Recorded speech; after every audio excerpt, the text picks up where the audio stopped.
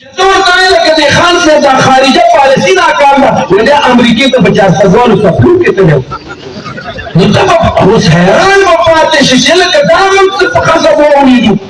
دا کوم سیاسي پوهه څه ده د دې پولیټیکل اپروچ څه دی په دې ملک کې مهنګایي او ګراني راغله په دې ملک کې نظم و ضبط تباه و برباد شو چې ته د پي ټي آی کارکون ته ګیله وکړې چې یلکه چیني ګرانه شوله دی به وایي خان صاحب تسبیح ډېرې اړوي چې ته ورته وایې لکه پټرول ګران شو وایي خان صاحب هینډسم ډېر زیات دی ښکلی دی چې ته ورته وایې لکه بجلي ګرانه شوله وایي خان صاحب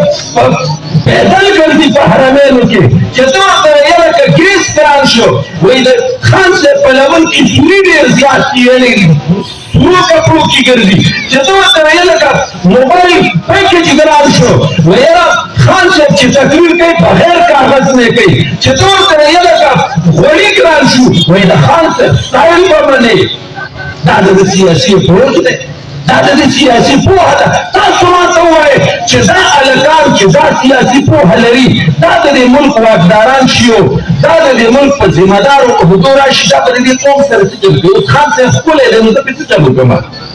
او د خان صاحب او دا څه چل دی چې ته ورته وایې لکه د خان صاحب د خارجه پالیسي ناکام ده وایي دا امریکې ته په چارپزوالو سفرو کې تللی نو ته به اوس حیران به پاتې شې چې لکه دا موږ څه په ښځه وولیدو